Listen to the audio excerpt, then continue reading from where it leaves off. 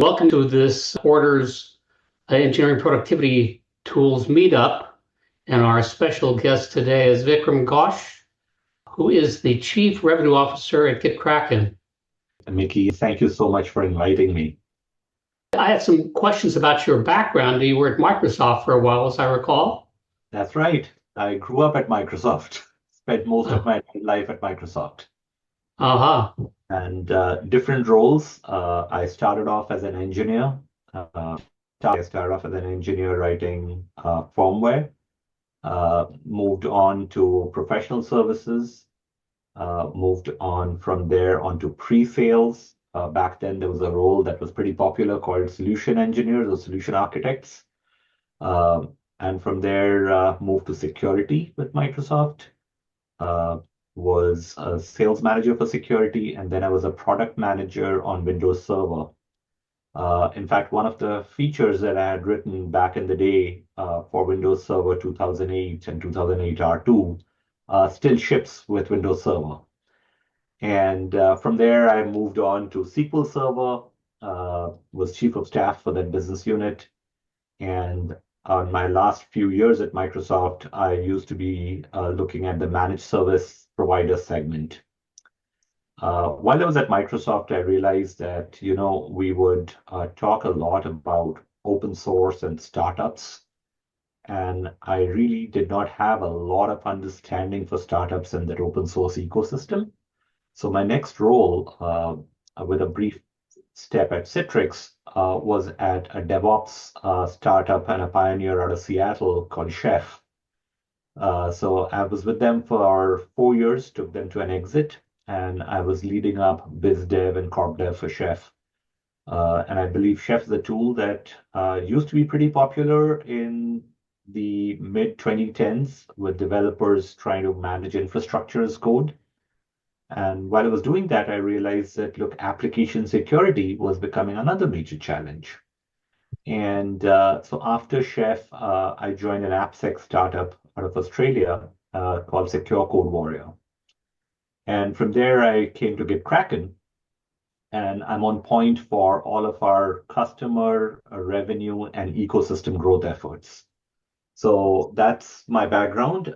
Used to be a developer, still write some code, but I am pretty interested in the magic of what software and code can still do for us, even in a world of AI. Wow, that's a great background for that. So can you tell us a little bit about GitKraken before you jump in, or is it part of the presentation? I'll actually talk about it as part of the presentation, but Okay. let me know if you're ready and I can get started here. Yeah, I think we should get started. I like to try to keep prompt. Awesome. So welcome everyone, and good evening or good afternoon or good or early in the morning if you're in Australia. Welcome to today's meetup on engineering productivity tools. As Mickey mentioned, my name is Vikram Ghosh, and I am the Chief Growth Officer here at GitKraken. Wanted to get started with a few metrics that actually were very interesting to me when we started looking at what is happening in the world of software development. And you're seeing two figures up on this slide. The leftmost figure says less than 1 hour, and the right figure says 50%. And what this is the average developer spends less than an hour a day actually writing code. And that figure is actually $47 or 47 minutes in a day, right? And more than 50% of developers feel that they have the tools and context that they need to work on their company's code. So that is actually an alarming figure, right? Which means the other 50% don't think they have the context or the right set of tools to work on their company's code. And this was a stat that was being quoted by AWS. And this is a study published by software.com that was really, really alarming for us. And, we wanted to dive in a little deeper and find out what's behind what I'm calling an epidemic in developer productivity and satisfaction. If less than 50% of developers say that, look, I don't have the context to actually work on my company's code, that is a major cause of developer satisfaction or developer experience as it's known today. So the root cause of this is poor developer experience that shows up in lives of your developers and also engineering leaders. So we did a poll earlier or late last year, and we tried to find out what is going on with developers. And we found out a few things. We found out that most developers would still say that, look, Git is extremely complex. It was a system that was supposed to make collaboration easier, but what has happened in the process is it has become this giant tool, often positioned as the cure-all to all problems, but it is complicated. Managing many, many repositories is hard. People also get into this nasty thing called a merge conflict, which takes hours for a developer to resolve. And managing branches are also complex. Now, when we looked at dev leaders, most dev leaders would say, look, retaining developers is extremely hard, even in the world where, we're no longer in the zero interest rate regime and there aren't a lot of openings as there was in the COVID days. Retaining good developer talent is hard. And that stems from the fact that developer experience is suboptimal today, right? Lack of team-wide visibility is another challenge for most dev leaders and dev managers. Tools, the whole stat that I presented a little while ago that most developers would say, I don't get the tools that from my company to effectively and efficiently and confidently manage my code base, gives rise to developers using whatever tools they want. And that becomes a nightmare for the dev leader. And finally, it comes down to developer or velocity metrics, right? But if you look at the common set of pain points that we heard from a lot of developers, it was around PR and code review, right? Constantly having to context switch. Most of you would have heard this term called a flow state that developers like to stay in, right? If you're constantly context switching, you're breaking that flow state. And no wonder that most developers end up spending less than an hour a day actually writing code. Most dev teams today are geo and time zone distributed. And what that means is onboarding developers onto your company's code is hard and painful. And what that results in is delays, blown deadlines, and frustration. And that ultimately leads to developers finding better jobs and moving on. It's just because of frustration. Now, at GitKraken, we are one of those companies that have been flying underneath the radar for a long time. We've been around since 2016. A lot of you probably use our tools. You would have heard of us as a Git GUI. But over the years, we've been building out a developer experience platform. So in May of this year, we actually unveiled our developer platform or developer experience platform. And our whole motto in life is to make developers be more productive and help them collaborate without friction or delays, no matter where they are and where they code. What do I mean by where they are? As I was saying earlier, most dev teams are geo and time zone distributed. Collaborating across time zones gets hard. Okay? And our tools actually help ease that pain that developers have in terms of collaboration. I'll talk to you a little bit about what I mean by where they code in a second here. But I wanted to point out that today we are fortunate to call more than 30 million developers as our users across the world. They come from all kinds of companies, large companies that you're seeing up on this slide, but also the student developer, the hobbyist who's writing code. But the part that makes me most proud of on this slide is we've had line of sight into more than 2 billion commits that have gone through our systems. And that's a massive number of commits that have gone through our system. right? Now, if I was to move to the next slide, the reason why we call ourselves Ubiquitous Developer Experience Platform is that we span across the desktop, the IDE, web and mobile clients, and also into Jira. And that's the reason why I was saying a little while ago that we aim to serve developers no matter where they are, and more importantly, where they code. Now, if you're getting the drift here, by being in the surface that developers are actually writing code in, we're trying to make sure that developers do not have to context switch all the time. They don't have to look at issues within Jira and code within GitHub or GitLab and kind of try to make sense of both of them. We want to make sure that we bring everything within the IDE that the developer is working on, right? Or if the developer is a pure command line purist, and a lot of developers are command line purists, they end up in the CLI and they use our tools in the CLI. Now, all of these tools are backed by a set of cloud services that actually help with team collaboration. And I'll talk to you a little bit about that in a few minutes from now, right? So if I was to move to the next slide, I know most of you are dev leaders here, right? You manage development teams.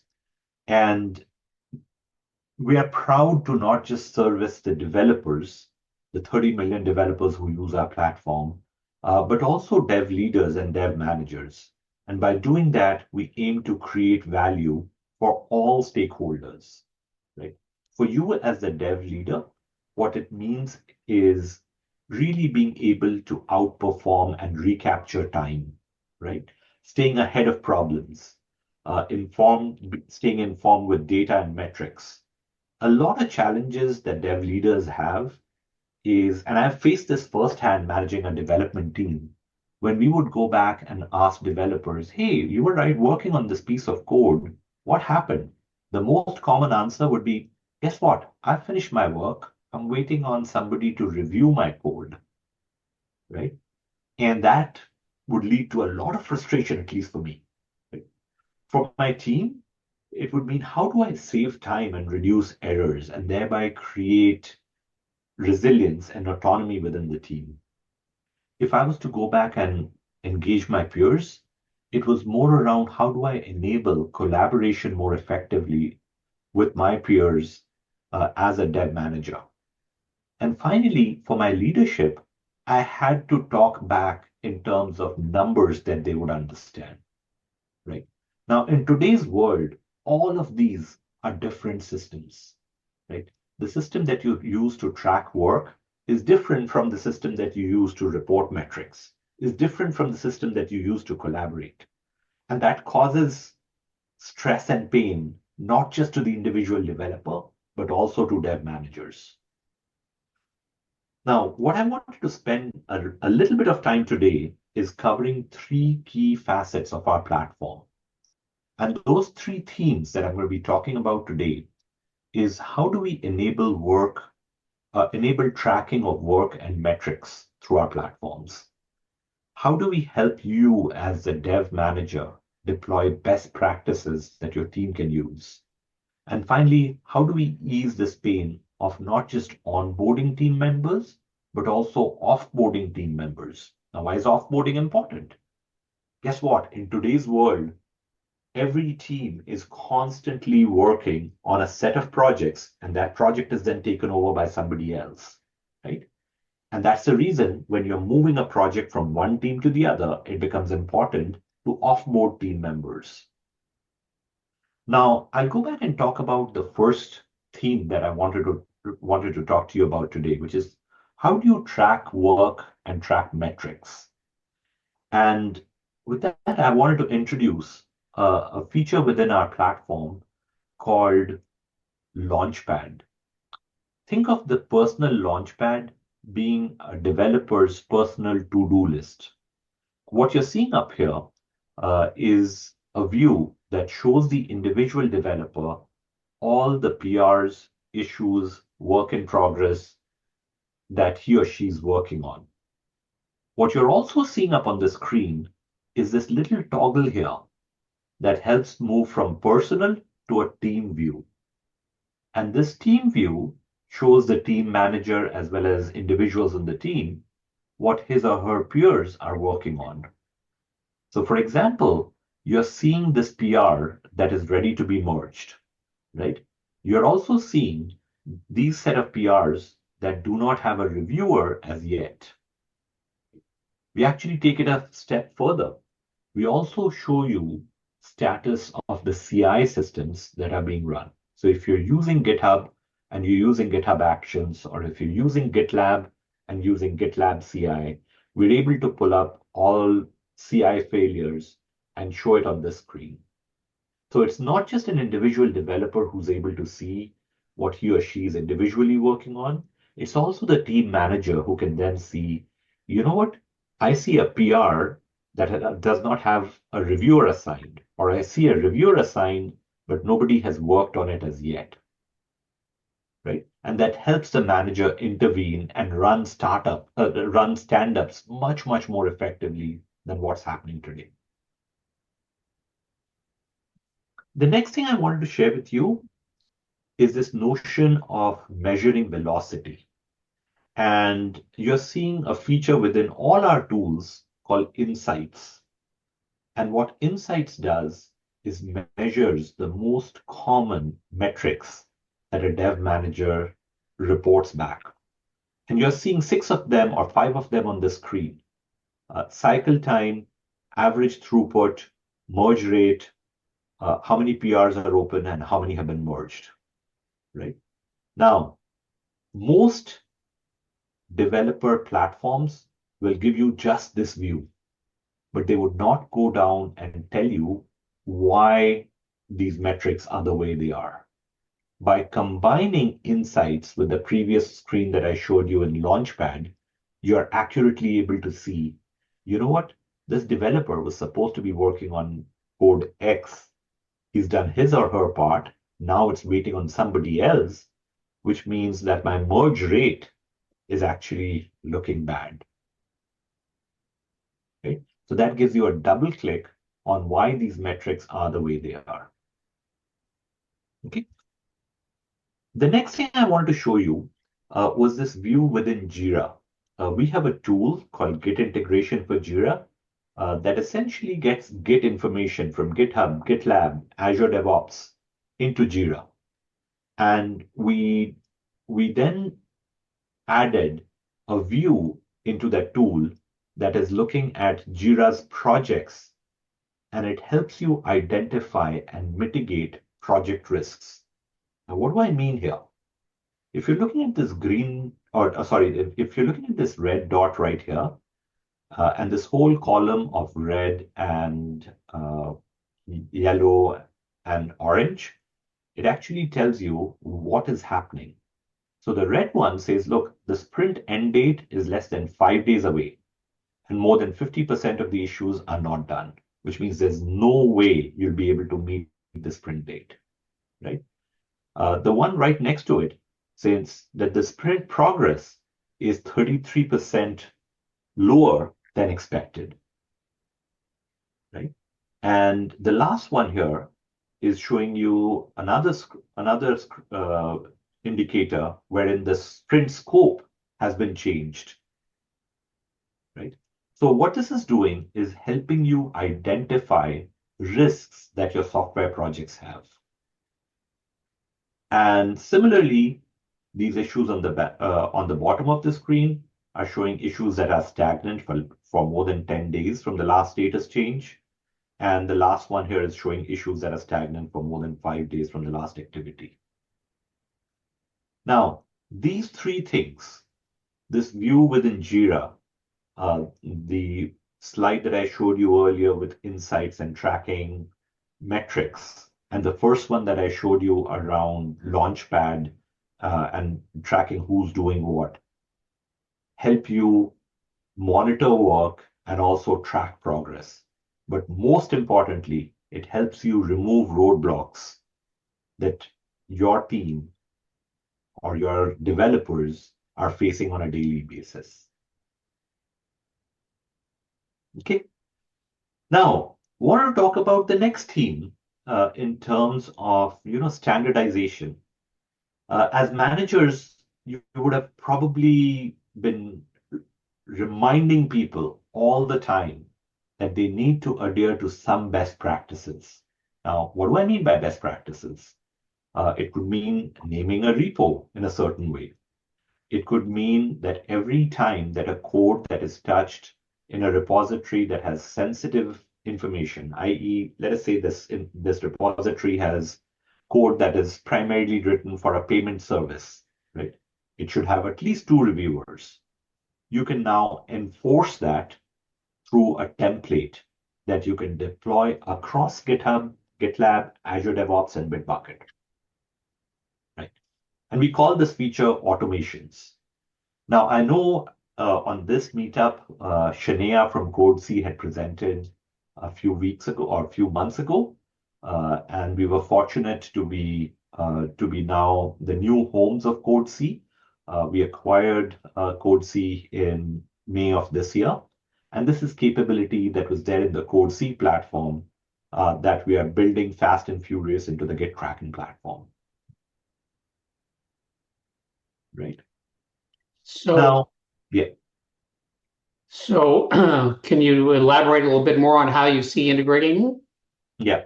So the first step of integrations is getting this capability around automation put on top of our tools. The second one is a feature that they had, which is enormously popular, called CodeMaps Yeah. and function maps. And I'll talk to you about that in a second here, right? Okay, Now, great. we think that feature is enormously helpful in helping developers onboard and get a better understanding of code, right? Now, what are the most common use cases? The most common use cases of onboarding a developer are when you're either inheriting code from another team or from another entity, right? In a company our size, we're constantly acquiring newer companies.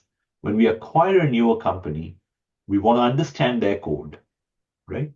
Without a tool like CodeMaps, developers often have to figure out what each line of code is doing, read through documentation, and then get to a point that they are comfortable managing that code.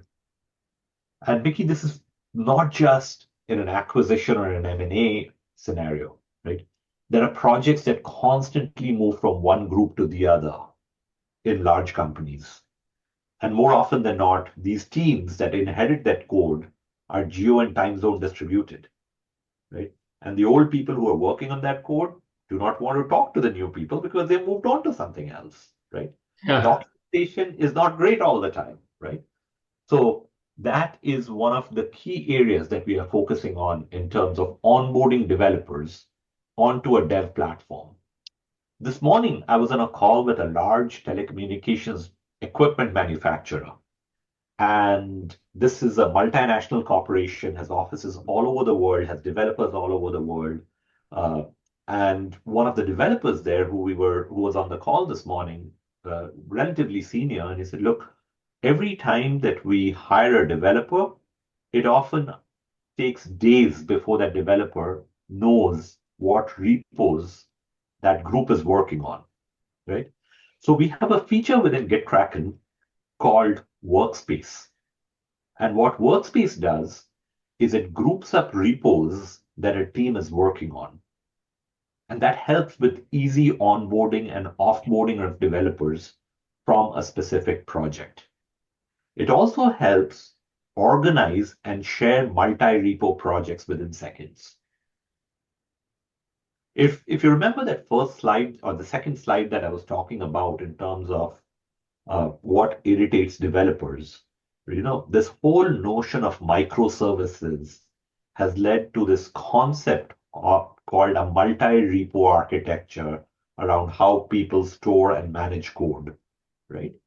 And that has its plus points because the code is extremely modular. It also has its negatives because guess what happens in a large company? There could be 70 or 80 repos that a group of developers have to manage and understand. What we are doing with this notion of a workspace is grouping up all those repos that a team is working on into a construct onto which you can easily onboard developers so that they can perform actions at scale. Right?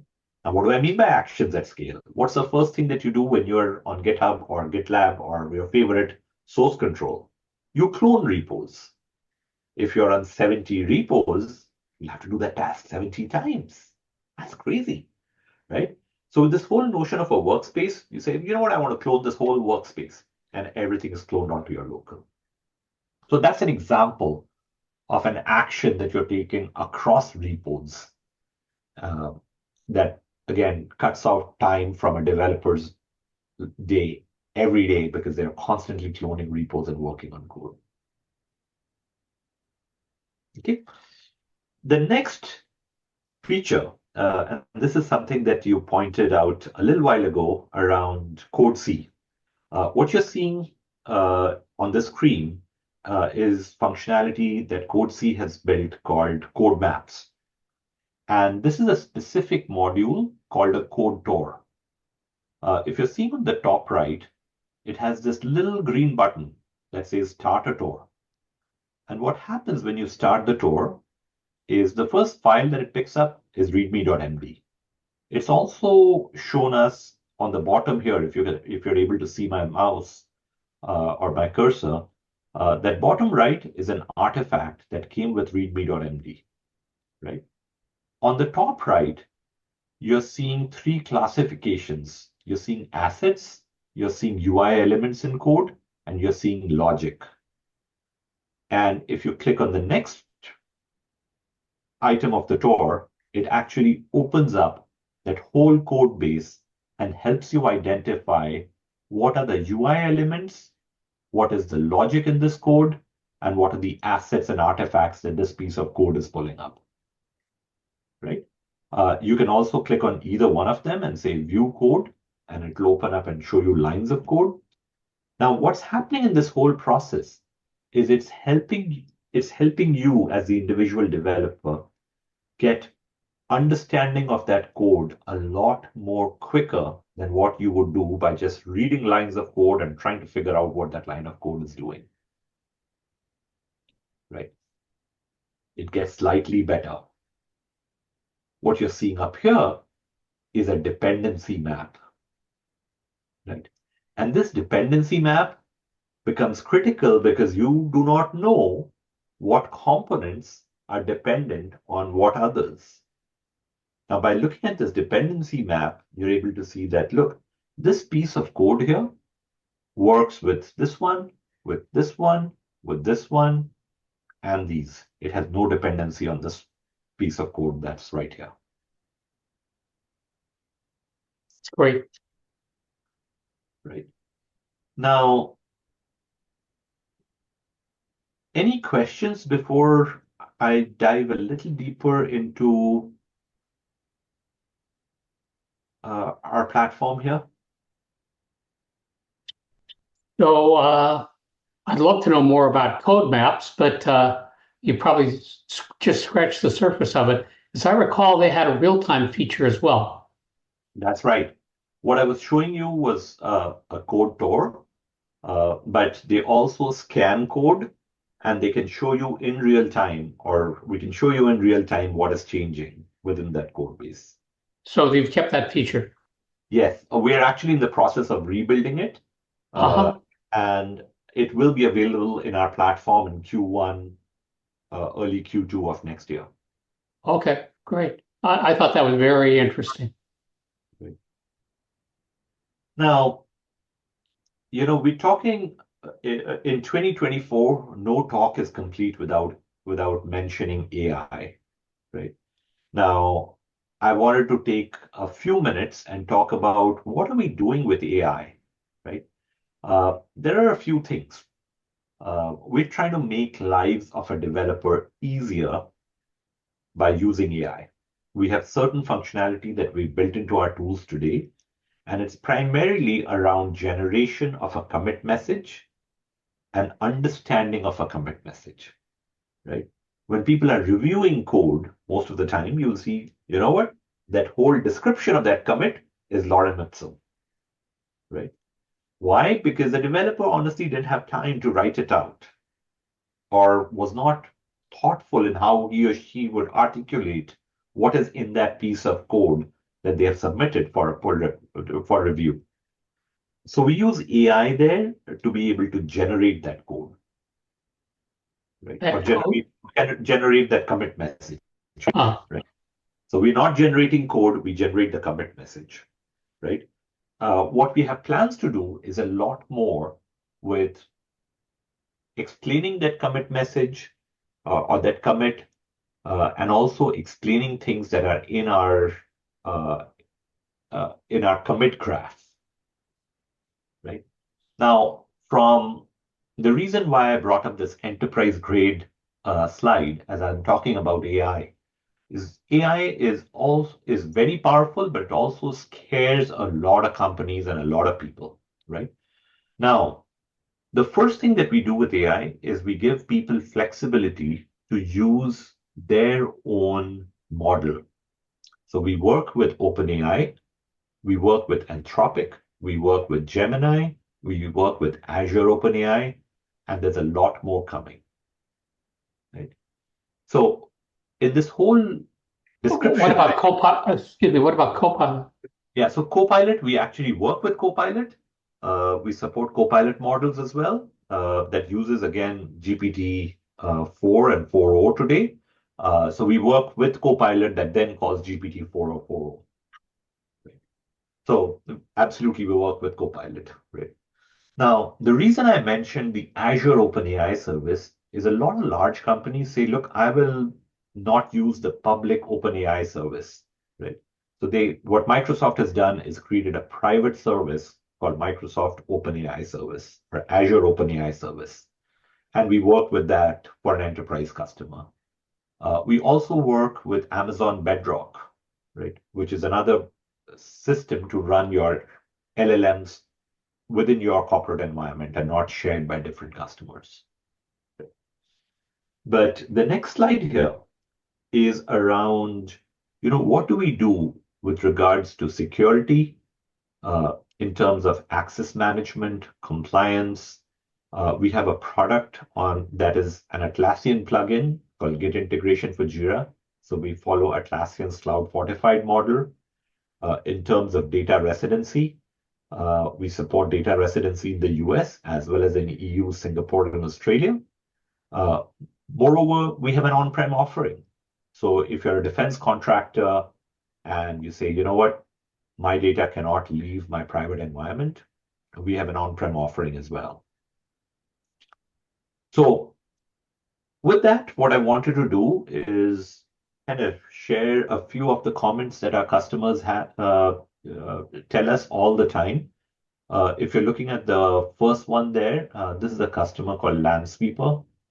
There are a few hundred developers across the world, and we were able to reduce their PR and code review time by more than 50%.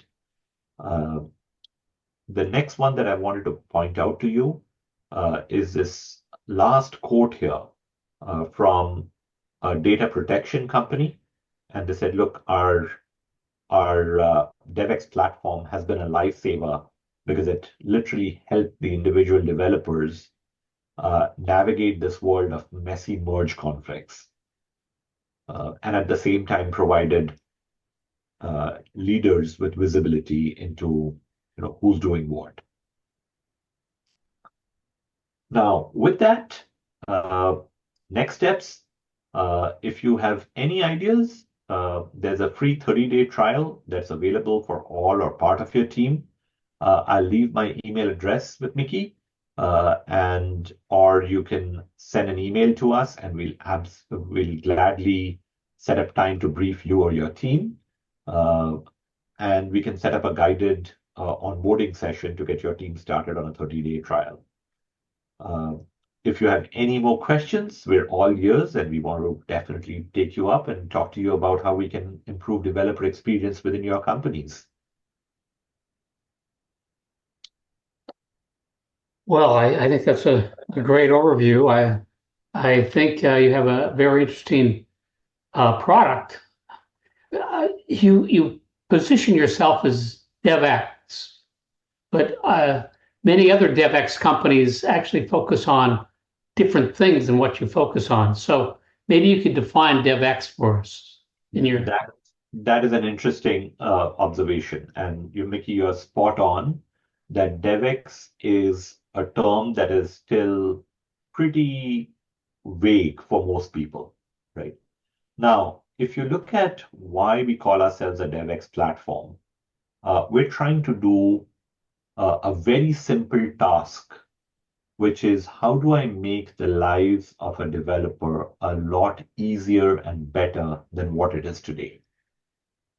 The part that a developer spends less than an hour a day on the core inner loop activities and spends a lot of times context switching, right, causes a bad experience for developers.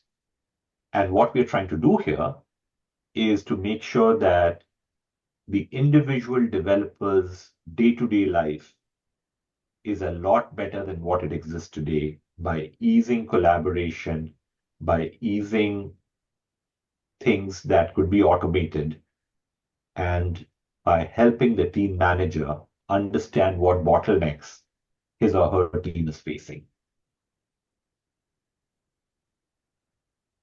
So you're really focusing on the developer Exactly. and their manager, if you will. Exactly. But I'll just give you an example. So there's a company that has quite a bit of visibility out there. They call them uh, DX, Get DX, GET, Yeah. GET DX. Yeah. And part of their whole thing is about, okay, we'll take surveys of our developers so we can understand what they think. But it looks to me like your feedback here is implicit, not explicit like that. That's right. So the feedback that we have on our basis of hypothesis is two things. One, if you think about studies that are available broadly today from companies like Dora or Google's Dora, from this whole metric conversation around space, right? All of those studies have actually shown that developers spend very little time on core inner loop activities, right? The second part of how we've come up with a hypothesis is by looking into these 2 billion commit messages that have gone through our platform and being able to analyze them and seeing where do these get stuck? How long does it take for a commit to get approved or a pull request to get approved? How many times is it that a pull request is sent back? Right? And why does that happen? Now, I did not jump into features that we built, but I think we built out something really interesting because today, the whole notion of a pull request happens after a developer has written up a bunch of code. And that's the first time that this developer then shares that code with somebody else. If I was to equate that, that is almost like me writing up a Word doc 15 years ago and sending that Word doc for review to 5 or 6 of my peers. And what would happen to me? I would get back as tracked changes, pieces of feedback that I honestly had trouble to synthesize and put into context. So what we've done with that is we've created a feature within our platform called Code Suggest. And if you have a little bit of time, I can walk you through what that does. Sure. What Code Suggest does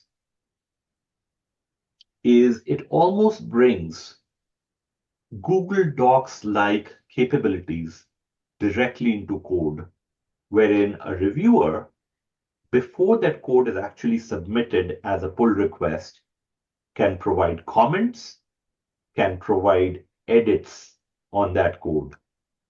So if you're an early in career developer right? You don't necessarily have to write out that whole piece of code and submit a pull request. You start, you get early feedback from your peers, and you iterate and make it better so that when you're really submitting a pull request, you're confident that the code that you've written is something that your reviewers will be able to understand and provide, and not necessarily provide you with feedback at that point in time, because you've got feedback earlier on in the process.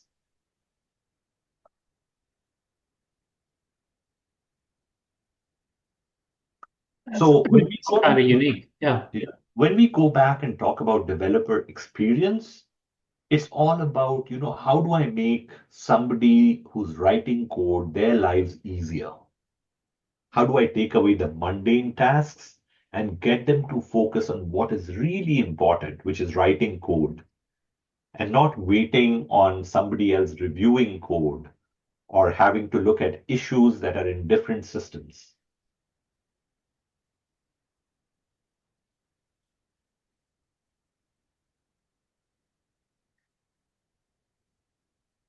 So quite frankly, you're in a different space than most of the companies out there who say they're developing metrics for programmers. Yep. And honestly, we have capabilities that generate metrics for developers, but we want to do it in a way that is not punitive. Most metrics are armed so that they actually are punitive for a developer versus actually helping team managers become better coaches. And that's the reason I spent a little bit of time talking to you about how do you diagnose issues within your team that result in the metrics that you ultimately see. Mm-hmm. Well, okay. Well, do you have anything else you want to explain to our viewers here? I think that's about it. And thank you so much for inviting me. Well, thank you very much for taking the time and having a very cogent, crisp presentation. Thank you. I'll be in touch. We'll chat for a little bit one of these days. Absolutely. Thank you very much. Thank you. Take care. Bye bye. Bye all.